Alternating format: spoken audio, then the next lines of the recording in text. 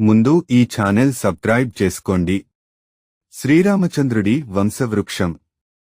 బ్రహ్మ కొడుకు మరీచి. మరీచి కొడుకు కాశ్యపుడు. కాశ్యపుడి కొడుకు సూర్యుడు.